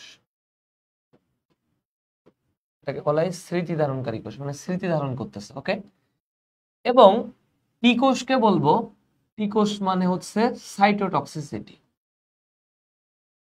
সাইটোটক্সিসিটি, সাইটোটক্সিসিটি মানে কি? কি করতেছে দেখাচ্ছে। এনকে সেল, এনকে সেল মানে ন্যাচারাল কিলার সেল। এনকে সেল মানে হচ্ছে ন্যাচারাল কিলার সেল। কি বোঝাইতে পারছি আপনাদেরকে? দেখেন তো ন্যাচারাল কিলার সেল। এবার আসেন ন্যাচারাল কিলার সেল গেল, এরপর পয়েন্টে আসেন আমরা। এরপরে আমরা বলি কিভাবে কি কি ব্যাখ্যা করবো, একটু খেয়াল করেন। বিকোষের ক্ষেত্রে ধরে নিলাম এটা একটা ভাইরাস। এই ভাইরাস বা ব্যাকটেরিয়াটা আপনাকে অ্যাটাক করতেছে, ধরলাম এই জায়গায় অ্যাটাক করতেছে। তাহলে আমার বিকোষ কি করতেছে দেখেন, এই জায়গায় নিউরন আছে, এই নিউরনটা কি হচ্ছে আমার দেহের প্রতিটা কোষে, দেহের এই যে নিউরনের মাধ্যমে দেহের প্রতিটা কোষে এবং বিশেষ করে মস্তিষ্কে তথ্য পৌঁছায় যাচ্ছে, যেখানে একটা ভাইরাস বা ব্যাকটেরিয়া কি করছে, অ্যাটাক করছে। এখন আমার মস্তিষ্ক সেটার অনুযায়ী প্রতিবেদন সৃষ্টি করবে, প্রতিবেদন সৃষ্টি করে সেটাকে প্রতিহত করবে। কিন্তু পয়েন্ট হচ্ছে যখনই প্রতিবেদন সৃষ্টি করতেছে, প্রতিহত করতেছে, আমার পয়েন্ট হচ্ছে আমার মস্তিষ্কের কি খেয়ে দে কাজ নাই, বা আপনার মস্তিষ্কের কি খেয়ে দে কাজ নাই? সে সারাদিন পৃথিবীতে এবং প্রতিনিয়ত পরিবেশের বায়ু, বাতাস, মাটি সব জায়গা থেকে আপনার লক্ষ লক্ষ কোটি কোটি আপনার ভাইরাস ব্যাকটেরিয়া আপনাকে অ্যাটাক করতেছে। যখন অ্যাটাক করতেছে, আমার মস্তিষ্ক কি প্রতিনিয়ত আপনার সেই ভাইরাস ব্যাকটেরিয়ার বিরুদ্ধে কাজ করবে? করবে মানে আর কোনো কাজ নাই, সকল কাজ কি এইটাই করবে? এখন দেখেন এটার জন্য কাজ করতে হচ্ছে কে? এই বিকোষ। বিকোষ একটা স্মৃতি ধারণকারী কোষ। একটা ভাইরাস যখন অ্যাটাক করলো, সেই ভাইরাসকে কিভাবে প্রতিহত করা হচ্ছে, বিকোষ সেটার মেমোরিটা সংরক্ষণ করে রাখে। ওই জাতীয় কোনো ভাইরাস অ্যাটাক করলে অটোমেটিক্যালি সে আমার মস্তিষ্কে প্রেরণা না দিয়ে সে সেটাকে প্রোটেক্ট করবে। এটার নাম হচ্ছে বিকোষ। টিকোষ কি করবে? ওই বিকোষের ঠিক পাশে অবস্থান করবে গিয়ে টিকোষ, এবং টিকোষ তখন সাইটোটক্সিসিটি তৈরি করে, এমন কিছু জিনিস তৈরি করে যে জিনিসটা তৈরি করার মাধ্যমে দেহের প্রতিটা কোষের সকল ভাইরাস ব্যাকটেরিয়াকে ধ্বংস করতে পারে। মানে এক কথায় টিকোষ মানে অ্যান্টিবডি তৈরি করবে। টিকোষ মানে কি? অ্যান্টিবডি তৈরি করবে। রিমাইন্ড। এবার দেখেন এনকে সেল। এনকে সেল মানে ন্যাচারাল কিলার সেল বা প্রাকৃতিক মারণ কোষ। এটাকে বলা হয় প্রাকৃতিক মারণ কোষ। প্রাকৃতিক মারণ কোষ বলতে কাকে বুঝি? NK cell. তার মানে বোঝাচ্ছে এখানে অটোমেটিক্যালি সে প্রাকৃতিকভাবে যে কোনো ভাইরাস ব্যাকটেরিয়াকে ধ্বংস করবে। অটোমেটিক্যালি যে কোনো ভাবে সে ভাইরাস ব্যাকটেরিয়াকে কি করবে? ধ্বংস করবে। এই পর্যন্ত বুঝছেন? এই পর্যন্ত কে কে ক্লাস করতেছেন, কে কে বুঝছেন বলেন তো? ক্লাস করতেছেন কে কে একটু বলেন তো? শুনি একটু কে কে ক্লাস করতেছেন। আপনাদের দেখতেছি এখন ক্লাস করলে মনে হয় গিফট দেওয়া হবে। ঠিক আছে, এখন তো আজ দেখতেছি ক্লাস করলে মনে হয় গিফটের ব্যবস্থা করতে হবে, আবার উপায় নেই। এবার আসেন আমরা দানাদারের তিনটা ভাগ নিয়ে পড়ি। নিউট্রোফিল, ইউসোনোফিল, আর একটা কি? বেসোফিল। নিউট্রোফিল, ইউসোনোফিল, আর একটা কি? বেসোফিল। নিউট্রোফিল, ইউসোনোফিল, আর কি? বেসোফিল। নিউট্রোফিল নিয়ে মনে রাখবেন, নিউট্রোফিল এটা 2 থেকে 5 খণ্ডক যুক্ত, এবং 2 থেকে 5 খণ্ডক যুক্ত, এবং এরা ফ্যাগোসাইটোসিস করে। কি করে? ফ্যাগোসাইটোসিস করে।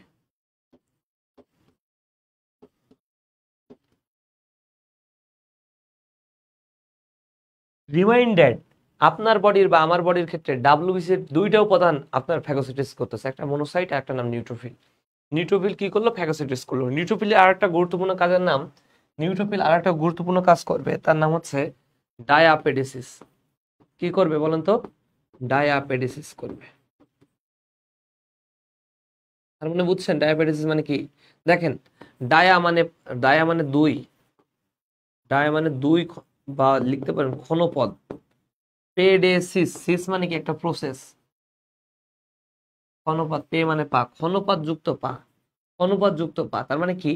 ডায়াবেটিস করতেছে কি? ক্ষণপদ করতেছে। ক্ষণপদ তৈরি করে কি করতেছে? ধরে নিলাম এটা ব্লাড, সরি এটা হচ্ছে কৌশিক জালিকা, কৌশিক জালিকা, আর এর ভিতরে আছে ব্লাড। এর ভিতরে কি আছে? ব্লাড আছে।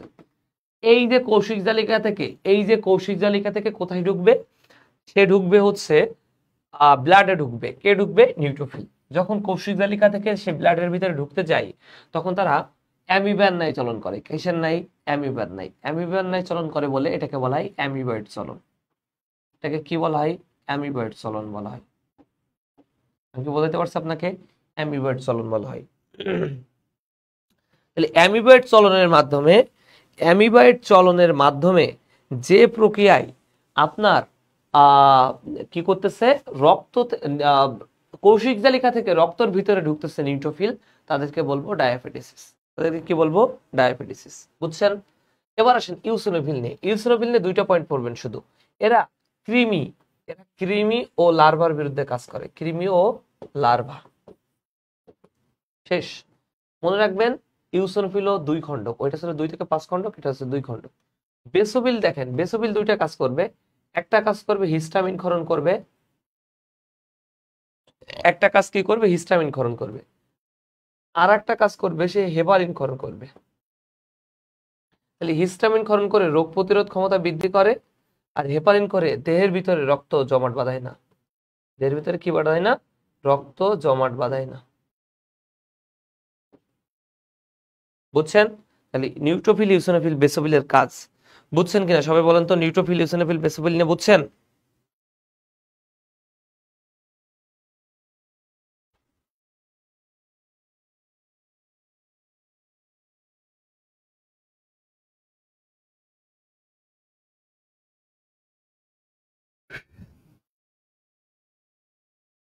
এটা বুঝে থাকলে আমরা এখন হার্ট সিস্টেম পড়বো। Heart system,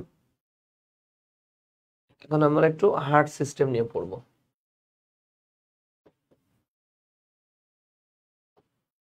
heart function, heart function নিয়ে পড়তে গেলে মনে রাখবেন, একটা হার্ট সবসময় পেরিকার্ডিয়াম আবরণে আবৃত থাকে। কি অবস্থায় থাকে? পেরিকার্ডিয়াম। এই পেরিকার্ডিয়াম আবরণের ক্ষেত্রে আবার দুইটা স্তর থাকে। একটা স্তরের নাম ভিসেরাল, একটার নাম ভিসেরাল, আর একটার নাম হচ্ছে প্যারাইটাল। একটার নাম ভিসেরাল আর একটার নাম কি? প্যারাইটাল। ভিসেরাল এবং প্যারাইটাল এই দুইটার মাধ্যমে হার্ট ফাংশন করে থাকবে, মানে স্তর থাকবে দুইটা। এখন দেখেন একটা হার্টের ক্ষেত্রে কিভাবে পড়তে পারি আমরা। আপনাদের শোকর লাভ আঁকালাম। এই শোকর লাভকে এখন দুই ভাগে ভাগ করতেছে। কয়টা ভাগে? দুইটা ভাগে। একটার নাম রাইট অ্যাট্রিয়াম, একটা নাম হচ্ছে left atrium. Right ventricle, left ventricle.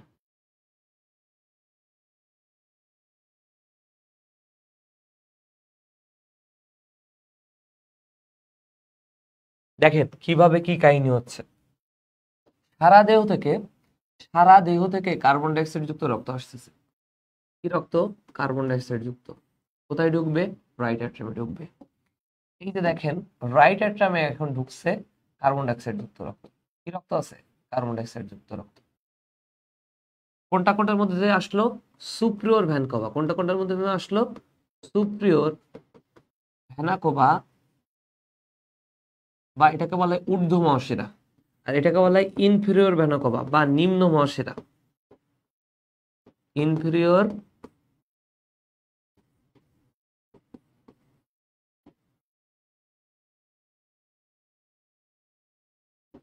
Vena কোভা বা নিম্ন মহাশিরা। এই দুইটার মাধ্যমে সারা দেহ থেকে কার্বন ডাইঅক্সাইড যুক্ত রক্ত আসতেছে। কি রক্ত আসতেছে? কার্বন ডাইঅক্সাইড যুক্ত রক্ত। কার্বন ডাইঅক্সাইড যুক্ত রক্ত এসে কোথায় ঢুকলো? রাইট অ্যাট্রিয়ামে। কোথায় ঢুকলো? রাইট অ্যাট্রিয়ামে। রাইট অ্যাট্রিয়ামে যখন কার্বন ডাইঅক্সাইড যুক্ত রক্ত ঢুকেছে, তখন দেখেন ঢোকার পরে কিছুক্ষণ পরে এই বরাবর একটা কপাটিকা আছে, এই বরাবর একটা কপাটিকা আছে। কপাটিকাটার নাম শুনেন।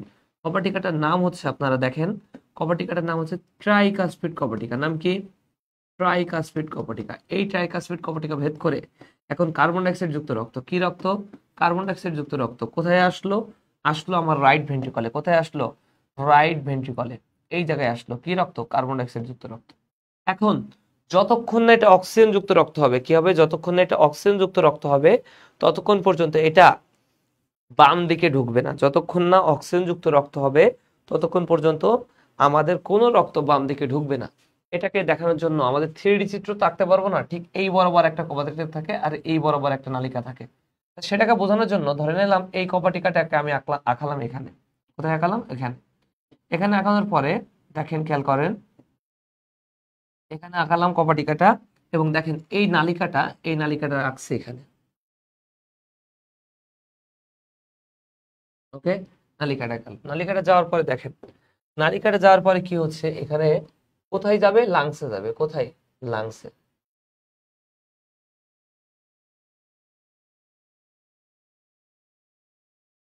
এই যে লাংসে গেল, লাংসে যাওয়ার পরে কাহিনী দেখেন, লাংসে যখন যাচ্ছে, লাংসে যাওয়ার পরে এটা কি রক্ত আসছিল বললেন তো? কার্বন ডাইঅক্সাইড যুক্ত রক্ত। এই কপাটিকার নাম জানতে হবে আগে। এই কপাটিকাটার নাম দেখেন, কপাটিকাটার নাম হচ্ছে সেমিনুলার কপাটিকা। নাম কি? সেমিনুলার কপাটিকা বা অর্ধা চন্দ্রাকৃতির কপাটিকা, বা অর্ধা চন্দ্রাকৃতির, অর্ধা চন্দ্রাকৃতির কপাটিকা। কি বললাম? সেমিনুলার কপাটিকা বা অর্ধা চন্দ্রাকৃতির কপাটিকা। এই কপাটিকা ভেদ করে কার্বন ডাইঅক্সাইড যুক্ত রক্ত, এই কপাটিকা ভেদ করে কার্বন ডাইঅক্সাইড যুক্ত রক্ত গেল লাংসে। কোথায় গেল বলেন তো? লাংসে গেল। লাংসে যাওয়ার পরে বিভিন্ন প্রক্রিয়ার মাধ্যমে এটা অক্সিজেন যুক্ত হবে। কি হবে?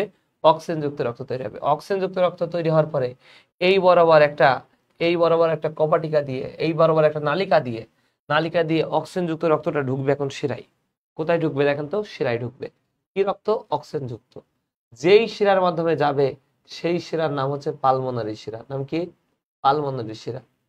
আমরা একটা জিনিস লিখি নাই, এই নালিকার নাম লিখি নাই, এই নালিকাটার নাম পালমোনারি ধমনী। পালমোনারি ধমনী। এখন একটা ব্যতিক্রম কাহিনী হয়ে গেছে। কি বলেন তো? ব্যতিক্রম কাহিনীটা হচ্ছে সকল ধমনী অক্সিজেন যুক্ত রক্ত পরিবহন করে, কিন্তু শুধুমাত্র পালমোনারি ধমনী কার্বন ডাইঅক্সাইড যুক্ত রক্ত পরিবহন করে। আবার একটা কাহিনী হচ্ছে সকল শিরা অক্সিজেন যুক্ত কার্বন ডাইঅক্সাইড যুক্ত রক্ত পরিবহন করে, কিন্তু ব্যতিক্রম এই শিরা, পালমোনারি শিরা। নাম কি? পালমোনারি, যেটা অক্সিজেন যুক্ত রক্ত পরিবহন করে। এখন অক্সিজেন যুক্ত রক্ত এর ভিতরে আসলো। কোথায় আসলো? Life atrium. কোথায় আসলো? লেফট অ্যাট্রিয়ামে বা বাম অলিন্দে। আসার পরে এই বরাবর একটা কপাটিকা থাকবে। কোন বরাবর? এই বরাবর একটা কপাটিকা থাকবে। কপাটিকাটার নাম দেখেন, কপাটিকাটার নাম হচ্ছে বাইকাসপিড কপাটিকা। নাম কি? বাইকাসপিড কপাটিকা। এই বাইকাসপিড কপাটিকা ভেদ করে রক্তটা ঢুকবে এখন কি রক্ত? অক্সিজেন যুক্ত রক্ত লেফট ভেন্ট্রিকলে। রিমাইন্ডার, বাইকাসপিড কপাটিকার আর একটা নাম হচ্ছে মাইট্রাল কপাটিকা। এখন রক্ত ঢুকছে কোথায়? এখন তো লেফট ভেন্ট্রিকলে। লেফট ভেন্ট্রিকলে আসা মানে দেহের প্রতিটা কোষে অক্সিজেন যাওয়ার জন্য সে রেডি। দেহের প্রতিটা কোষে এখন অক্সিজেন যাবে। যে প্রকার দেহের প্রতিটা কোষে অক্সিজেন যাবে, যেই কপাটিকা ভেদ করে এই কপাটিকাটা ভেদ করবে, তাহলে এই কপাটিকার নাম জানতে হবে। এই কপাটিকাটার নাম হচ্ছে, দেখেন, এই কপাটিকার নাম হচ্ছে অ্যাওয়ার্টিক কপাটিকা। নাম কি? অ্যাওয়ার্টিক কপাটিকা। অ্যাওয়ার্টিক কপাটিকা। এই অ্যাওয়ার্টিক কপাটিকা ভেদ করে অ্যাওয়ার্টার মধ্যে দিয়ে, কার মধ্যে দিয়ে? এই যে এই নালিকাটার নাম কি? এই নালিকাটার নাম অ্যাওয়ার্টা ভেদ করে, অ্যাওয়ার্টিক কপাটিকা ভেদ করে অ্যাওয়ার্টার মাধ্যমে দেহের প্রতিটা কোষে এখন অক্সিজেন পৌঁছে যাবে। কে কে বুঝছেন আর কে কে বোঝেন নাই আগে জানান। বোঝেন নাই কে কে আছেন?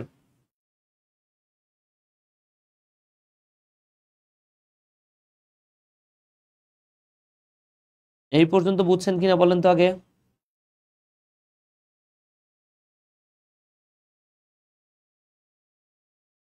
এই পর্যন্ত টোটালি বুঝছেন?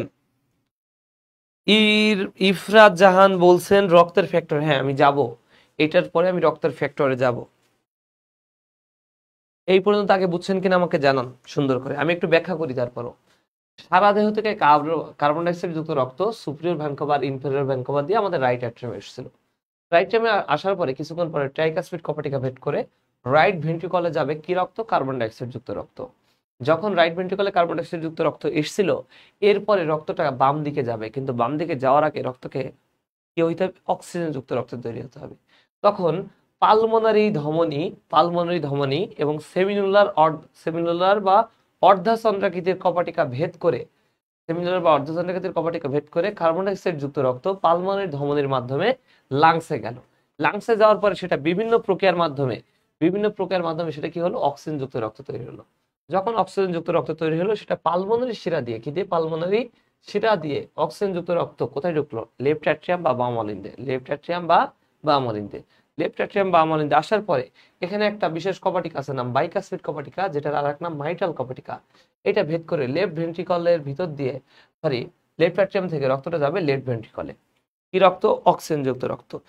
এই যে লেফট ভেন্ট্রিকলে আসলো এই অক্সিজেন যুক্ত রক্তটা, এখন এই অক্সিজেন যুক্ত রক্তটা অ্যাওয়ার্টিক কপাটিকা ভেদ করবে। অ্যাওয়ার্টিক কপাটিকা ভেদ করে অ্যাওয়ার্টার মধ্যে দিয়ে দেহের প্রতিটা কোষে অক্সিজেন পৌঁছে দিবে। বুঝছেন? আরেকটা পয়েন্ট বলি, এই যে আপনার নিম্ন মহাশিরা যখন ঢুকতেছিল রাইট অ্যাট্রিয়ামে, তখন একটা কপাটিকা তৈরি করে। কপাটিকার নাম ইউস্টেশিয়ান কপাটিকা। নাম কি? ইউস্টেশিয়ান কপাটিকা।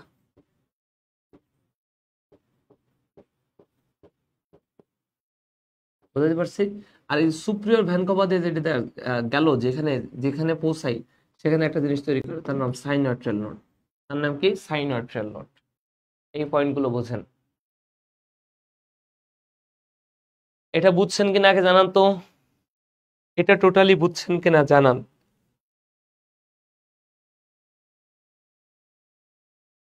এবার আমরা ইফরাজ জাহান কোশ্চেন করছিলেন ক্লটিং ফ্যাক্টর নিয়ে কথা বলবেন। আমি ক্লটিং ফ্যাক্টর নিয়ে দুই একটা কথা বলি।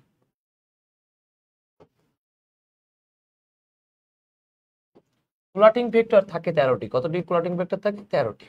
তার মধ্যে 4টা ক্লটিং ফ্যাক্টর খুবই গুরুত্বপূর্ণ। 4টা ক্লটিং ফ্যাক্টর মনে রাখবেন কি করে? ফুল পরে থুপ করে। কি লিখবেন?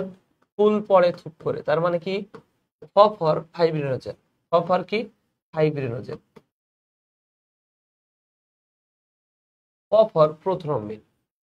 প ফর কি? প্রোথ্রম্বিন। থ ফর কি? থ্রম্বিন। থ ফর কি? থ্রম্বিন। ক ফর ক্যালসিয়াম 2+। ক ফর কি? ক্যালসিয়াম 2+। এই 4টা ক্লটিং ফ্যাক্টর যদি কোনোভাবে কাজ করে তাহলে রক্ত জমাট বাঁধবে, নতুবা রক্ত জমাট বাঁধবে না। খেয়াল করেন কিভাবে। এই যে আপনার কোনো কারণে হাত কেটে গেছে, হাত যখন কেটে যাবে তখন এখানে অ্যান্ডেলেথিয়াল টিস্যু, নাম কি? অ্যান্ডেলেথিয়াল টিস্যু। হাত কেটে গেলে সেখানে অ্যান্ডেলেথিয়াল টিস্যু খরিত হবে। কি খরিত হবে? অ্যান্ডেলেথিয়াল টিস্যু। অ্যান্ডেলেথিয়াল টিস্যু যখন খরিত হচ্ছে, রিমাইন্ডেড, অ্যান্ডেলেথিয়াল টিস্যু যখন খরিত হচ্ছে তখন এখান থেকে আপনার প্রথমে হেপারিন নিষ্ক্রিয় হবে। কি নিষ্ক্রিয় হবে? হেপারিন। হেপারিনটা অক্সিজেনের সংস্পর্শে গিয়ে সেটা কি হলো? নিষ্ক্রিয় হয়ে গেল। হেপারিন নিষ্ক্রিয় হয়ে গেল, হেপারিন কাজ করতে পারলো না। তখন এখানে আপনার টিস্যু থেকে, টিস্যু বলতে রক্তের প্লাজমা থেকে, টিস্যু না, রক্তের প্লাজমা থেকে অর্থাৎ রক্ত রস থেকে হাজির হবে একটা জিনিস, তার নাম হচ্ছে থ্রোম্বোপ্লাস্টিন। তার নাম কি? থ্রোম্বোপ্লাস্টিন। এই থ্রোম্বোপ্লাস্টিন নিজে একটা লিপোপ্রোটিন, এলপি। থ্রোম্বোপ্লাস্টিন এলপি মানে কি? নিজে একটা লিপোপ্রোটিন। এই থ্রোম্বোপ্লাস্টিন আবার ডেকে নিয়ে আসবে প্রোথ্রম্বিনকে। কাকে? প্রোথ্রম্বিনকে। এই প্রোথ্রম্বিন আবার থাকবে নিষ্ক্রিয় অবস্থায়। কি অবস্থায় থাকবে? নিষ্ক্রিয়। যতক্ষণ না সক্রিয় হবে ততক্ষণ সে কাজ করতে পারবে না। সক্রিয় করার জন্য দেখেন, সক্রিয় করার জন্য কি কি লাগবে? ক্যালসিয়াম 2+। ক্যালসিয়াম 2+, 7, 8, 9 এবং 10 এই ক্লটিং ফ্যাক্টরের সহায়তায় প্রোথ্রম্বিনকে সক্রিয় করা হবে। যখন সক্রিয় হবে তখন তার নাম হবে সক্রিয় থ্রম্বিন। সক্রিয় থ্রম্বিনে পরিণত হয়েছে। এই সক্রিয় থ্রম্বিনের পরে দেখেন, সক্রিয় থ্রম্বিনের পরে লাস্ট পয়েন্ট, এখানে প্রথমে জাল তৈরি হবে। কি তৈরি হবে? জাল। কিসের জাল? মাকড়সার জাল। প্রথমে ফাইব্রিন মনোমার তৈরি হবে, তারপর ফাইব্রিন পলিমার তৈরি হবে, তারপর ফাইব্রিন জালক তৈরি হবে।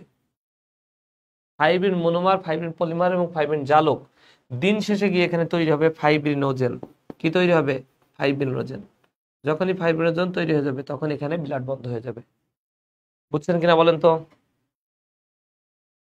বুঝছেন? জানান তো বুঝছেন কিনা, সম্পূর্ণ পয়েন্টগুলো বুঝছেন কিনা। আমি আবার রিপিট করব, আপনারা বুঝছেন কিনা।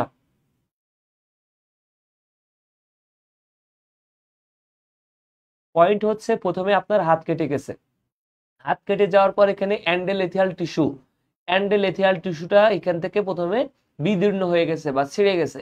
যখন অ্যান্ডেলেথিয়াল টিস্যু বিদীর্ণ হয়ে গেছে তখন প্রথমে এখানে আসবে হেপারিন। সেই হেপারিনটা থাকবে নিষ্ক্রিয় অবস্থায়। হেপারিন কাজ করতে এসেছিল যাতে রক্তটা জমাট বাঁধে, বাট কোনোভাবে সে রক্তকে জমাট বাঁধাতে পারে নাই। যখন হেপারিন আর কাজ করে নাই তখন দেখেন সেখান থেকে এসছে রক্তরস থেকে থ্রোম্বোপ্লাস্টিন নামক এক ধরনের লিপোপ্রোটিন। এই থ্রোম্বোপ্লাস্টিন এসে কাজ করতে পারবে না, কারণ সে ছিল কি? থ্রোম্বোপ্লাস্টিন খরিত করছিল প্রোথ্রম্বিন। প্রোথ্রম্বিন যখন খরিত হয়েছে ভালো কথা, বাট প্রোথ্রম্বিন কাজ করতে পারবে না, কারণ কি? সে নিষ্ক্রিয় অবস্থায় আছে। তাকে হইতে হবে কি? সক্রিয় অবস্থা। তখন ক্যালসিয়াম 2+ এবং 7, 8, 9, 10 এই ক্লটিং ফ্যাক্টরের সহায়তায় সক্রিয় থ্রম্বিনে পরিণত হবে। কিসে পরিণত হবে? সক্রিয় থ্রম্বিনে। যখন সক্রিয় থ্রম্বিনে পরিণত হয়ে যাবে, প্রথমে ফাইব্রিন মনোমার, তারপর ফাইব্রিন পলিমার, তারপর ফাইব্রিন জালক, তারপর ফাইব্রিনোজেন তৈরি হবে। বুঝছেন কিনা জানান? তো?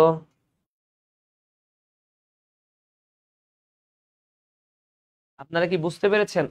যদি বুঝে থাকেন এরপরে আসেন, যদি বুঝে থাকেন এরপরে একটু কাহিনী শুনুন।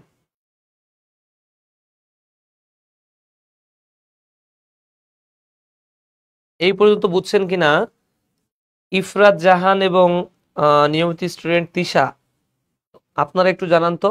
আমরা লাস্ট কার্ডিয়াক সাইকেল নিয়ে পড়বো। লাস্ট এই অধ্যায়ের লাস্ট পয়েন্ট খুবই ইম্পর্টেন্ট পয়েন্ট। এই অধ্যায়ের এই লাস্ট পড়লে আপনাদের যে রোগগুলো আছে রোগগুলো নিজেরা রিডিং দিবেন পারবেন, বাট আপনাদের এই অধ্যায়ে কার্ডিয়াক সাইকেল নিয়ে একটু পড়ানো লাগবে। কার্ডিয়াক সাইকেলে আমরা জানি প্রথমে অলিন্দের ডায়াস্টল হয়। কি হয়? অলিন্দের ডায়াস্টল হয়। কার্ডিয়াক সাইকেল বলতে কি বোঝায়? 60 সেকেন্ডে 80 বার পাম্প করতেছে হৃৎপিণ্ড, তাই 0.8 সেকেন্ড, অর্থাৎ প্রত্যেকটা খাতে আপনার 0.8 সেকেন্ড করে সময় লাগবে। দেখেন যখন আপনার অল ইন দ্য ডায়াস্টল হচ্ছে, অল ইন দ্য ডায়াস্টলের সময় কি হচ্ছে দেখেন তো, অল ইন দ্য ডায়াস্টল যখন হচ্ছে তখন আপনার কিচ্ছু না, অল ইন দ্য ডায়াস্টলের টাইমে আপনার একই সাথে দুইটা কাজ হবে। সারা দেহ থেকে কার্বন ডাইঅক্সাইড যুক্ত রক্ত ঢুকবে। দেখেন তো, রিমাইন্ড করেন, এই যে দেখেন আমার বডি, এখানে হৃৎপিণ্ড আছে, সারা দেহ থেকে সুপ্রিয়র ভ্যান, একটু আগে পড়ালাম, সুপ্রিয়র ভ্যানকোভা আর ইনফেরিয়র ভ্যানকোভাতে এই যে রক্তটা ঢুকলো, কোথায় ঢুকলো? ডানোনিতে।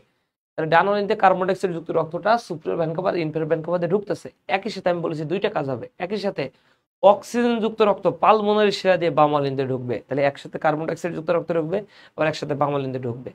বুঝাইতে পারছি? অনেকে মনে করছেন ভাই কার্বন ডাইঅক্সাইড আর অক্সিজেন কি করে ঢুকবে একসাথে? হ্যাঁ, ঢুকলো। কারণ কি দেখেন, এখন যদি কার্বন ডাইঅক্সাইড যুক্ত রক্তটা শুধু ঢুকতো, অক্সিজেন না ঢুকতো, বলেন তো দেহের প্রতিটা কোষ কি বসে থাকবে? কখন অক্সিজেন আসবে আর কখন বিক্রিয়া করবে? তাহলে কি কোষগুলো কি তখন মারা যাইতো। এই জন্য কি মহান আল্লাহ তাআলার অসীম সৃষ্টিকর্তার অসীম অসীম একটা আবিষ্কার এইগুলা, যে আমাদের আসলে আমরা ভাবতেও পারি না যে কতটা ইম্পর্টেন্ট, কতটা মনোমুগ্ধকর ভাবে আমরা তৈরি হয়েছি। এখানে কার্বন ডাইঅক্সাইড যুক্ত রক্ত ঢুকতেছে, এখানে অক্সিজেন যুক্ত রক্ত ঢুকছে। তাহলে কি বললাম, একটা কার্বন ডাইঅক্সাইড যুক্ত রক্ত ঢুকবে কোথায়? সুপ্রিয়র ভ্যানকোভা আর ইনফেরিয়র ভ্যানকোভাতে। আর 2 নম্বর পয়েন্ট হচ্ছে অক্সিজেন যুক্ত রক্ত ঢুকবে, অক্সিজেন যুক্ত রক্ত ঢুকবে কোথায়? পালমোনারি শিরা দিয়ে। পালমোনারি শিরা দিয়ে, কি দিয়ে? পালমোনারি শিরা দিয়ে। কোথায় ঢুকবে? বাম অলিন্দে ঢুকবে, বাম অলিন্দে। এটা ঢুকছিল কোথায়? এটি ঢুকছিল ডান অলিন্দে, এটি ঢুকছিল ডান অলিন্দে। এটা ঢুকবে কোন জায়গায়? বাম অলিন্দে। অলিন্দে ডায়াস্টল শেষ। এইটার জন্য টাইম লাগবে 0.7 সেকেন্ড। বলছিলাম টোটাল টাইম কত? 0.8। তার মানে অলিন্দের সিস্টলে টাইম লাগবে, অলিন্দের সিস্টলের ক্ষেত্রে টাইম লাগবে 0.01 সেকেন্ড। অলিন্দের সিস্টল, অলিন্দের সিস্টলের ক্ষেত্রে টাইম লাগবে 0.1 সেকেন্ড। অলিন্দের সিস্টলে কি টাইম লাগবে? 0.1 সেকেন্ড টাইম লাগবে। রিমাইন্ডার, এখানে 0.1 সেকেন্ড টাইম লাগছে, এটা একটা তরঙ্গের ন্যায় কাজ করবে, কারণ এখানে কি আছে? সাইনোয়াট্রাল নোড আছে। কে আছে? সাইনোয়াট্রাল নোড। সাইনোয়াট্রাল নোড আছে বলে এখানে দেখেন সাইনোয়াট্রাল নোড কি করতেছে? সাইনোয়াট্রাল নোড একটা তরঙ্গ তৈরি করে। কি তৈরি করে? একটা তরঙ্গ তৈরি করে। তরঙ্গটা এই জায়গা থেকে এই জায়গায় ধাপান্তর হয়। যখন উচ্চ প্রান্তে যাচ্ছে তখন এটাকে বলা হয় ডাইনামিক। কি বলা হয়? উচ্চ প্রান্তে যখন যাচ্ছে তখন এটাকে বলা হয় ডাইনামিক। নিম্ন প্রান্তে যখন থাকতেছে তখন এটাকে বলা হয় অ্যাডাইনামিক। তখন কি বলা হয়? অ্যাডাইনামিক। একটা নাম ডাইনামিক আর একটা নাম কি? অ্যাডাইনামিক। ডাইনামিক আর একটা কি? অ্যাডাইনামিক। ডাইনামিকের ক্ষেত্রে দেখেন এইটুকুর জন্য টাইম লাগবে 0.05 সেকেন্ড, এটার জন্য টাইম লাগবে 0.05 সেকেন্ড। দেখেন তো 0.05 আর 0.05 যোগ করলে কত হয়? 0.1 হয়। 0.1 হয়, 1 সেকেন্ড। এই সিস্টেমের ক্ষেত্রে টোটাল টাইম লাগলো 0.1 সেকেন্ড। রিমাইন্ডার, সাইনোয়াট্রাল নোড নিয়ে পরীক্ষায় কোশ্চেন হতে পারে। সাইনোয়াট্রাল নোড মানে মনে রাখবেন action potential energy. Action potential energy, এই অ্যাকশন পটেনশিয়াল এনার্জির মাধ্যমে এবং বৈদ্যুতিক সিগন্যালের মাধ্যমে আমার বা আপনার বডির ক্ষেত্রে কি তৈরি হয়? হৃৎপিণ্ড পাম্পিং করে। একটা গল্প বলি শোনেন। দেখবেন যে নায়ক নায়িকা, বাংলা বাংলা সিনেমা, যখন নায়ক নায়িকা সিনেমা চলতেছে চলতেছে চলতেছে, লাস্ট টাইমে দেখবেন যে নায়িকা মরে যাবে বা নায়ক মরে যাবে, হাসপাতালে ভর্তি। দেখবেন যে হাসপাতালে আর নায়ক বা নায়িকা শুয়ে আছে, পাশে একটা মেশিন আছে। মেশিনের ক্ষেত্রে দেখবেন ঠিক এইরকম কাহিনী হচ্ছে। মেশিনের ক্ষেত্রে এই যে যাচ্ছে যাচ্ছে যাচ্ছে যাচ্ছে, কিছুক্ষণ পরে টুল্লু টুল্লু টুল্লু মানে একটা সাউন্ড করে শেষ। মানে এরপরে কি নায়ক বা নায়িকা মারা গেছে। কাহিনীটা সারা জীবন দেখেই গেলেন কিন্তু কিছুই বুঝলেন না। কাহিনীটা কি?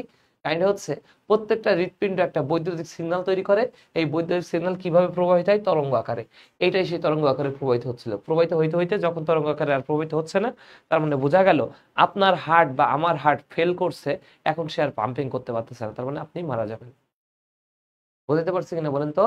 বুঝতে পারছি কিনা? এবার দেখেন কার্ডিয়াক সাইকেলের এরপরে কি হবে? নিলয় বা ভেন্ট্রিকলে। নিলয়ে কি হয়? নিলয়ে আগে সিস্টল হয়। নিলয়ের সিস্টলের ক্ষেত্রে টাইম লাগবে মনে রাখবেন 0.3 সেকেন্ড। 0.3 সেকেন্ড। এখানে লাভ সদৃশ শব্দের সৃষ্টি হয়। বাইকাসপিটার ট্রাইকাসপিটার কপিটার সদরে বন্ধ হয়, শব্দ হয় লাভ। এবং নিলয়ের ডায়াস্টলে কি হবে?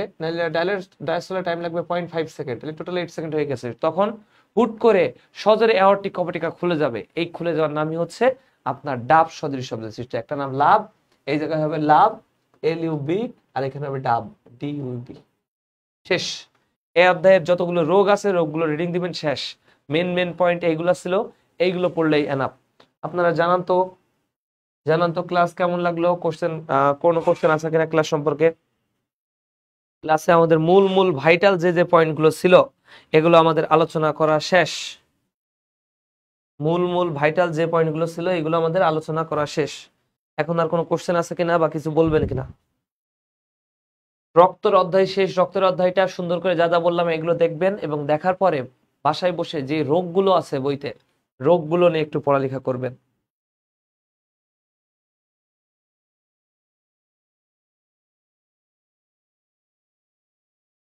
একটু জানান তো আপনারা, জানান ব্যস্ত জানান কেমন লাগলো ক্লাস, এবং সবকিছু বুঝছেন কিনা।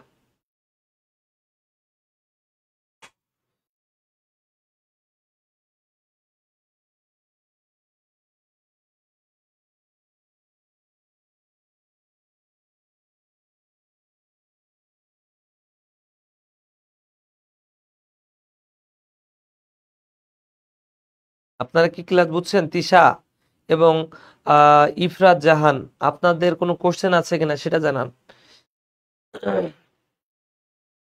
তিশা হয়তো এর আগেও ক্লাস করছেন আমার, ইফরাত জাহান হয়তো প্রথম। আপনারা পড়া কমপ্লিট করবেন, প্রতিদিনের পড়া প্রতিদিন কমপ্লিট করবেন, এবং কোশ্চেন ব্যাংক সলভ করব আমরা নেক্সট ক্লাসে। প্রথমে আগে রক্ত নালিকার উপরে যা যা আছে তার কোশ্চেন ব্যাংকগুলো সলভ করব। আগে রক্ত নালিকার উপরে যা কোশ্চেন ব্যাংক আছে সেগুলো সলভ করব, দেন আমরা অন্য অধ্যায়ে প্রবেশ করব। আমি কি বোঝাইতে পারছি কিনা আপনারা দেখেন। আপনারা ক্লাসটা সম্পূর্ণ, কোনো কোশ্চেন আছে কিনা একটু বলেন আমাদেরকে। হ্যাঁ, আপনি তো 2বার করবেনই, কারণ এই ইউনিটে করছেন আমরা। এই ইউনিটে আপনি করছেন না ক্লাস, এই ইউনিটে ক্লাস করছেন, এই জন্য 2বার করছেন। Am I right or wrong Tisha? আপনি বুঝছেন কিনা? আপনি তো ইউনিটে ক্লাস করছেন, আপনি এখন এই অধ্যায়ের উপর যখন কোশ্চেন ব্যাংক সলভ করবেন দেখবেন যে আপনি সব থেকে ভালো করতেছেন। এই অধ্যায়ের উপর যখন কোশ্চেন ব্যাংক সলভ করব দেখবেন আপনি তখন সব থেকে ভালো করতেছেন।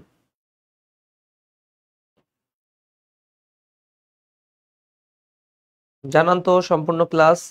তাইলে আমি ক্লাস নিয়ে আর কথা বলতেছি না, আপনারা কমপ্লিট করবেন। প্রথম কথা আপনারা কমপ্লিট করবেন সম্পূর্ণ। কমপ্লিট করার পরে কি করবেন দেখেন, কমপ্লিট করছেন, কমপ্লিট করে বেশি বেশি করে কোশ্চেন ব্যাংক সলভ করেন। এখন কিন্তু কোশ্চেন ব্যাংক সলভ করতে হবে, কোশ্চেন ব্যাংক সলভ না করলে কিন্তু এই পড়া ব্যর্থ। কোশ্চেন ব্যাংক সলভ করবেন, আমি নেক্সট দিন কোশ্চেন ব্যাংক সলভ করে সুন্দর করে দেখাবো নতুন করে অধ্যায় শুরু করার আগে। আগে কোশ্চেন ব্যাংক সলভ করবো, তারপর অন্য কথা। আচ্ছা ঠিক আছে, ভালো থাকেন, সুস্থ থাকেন।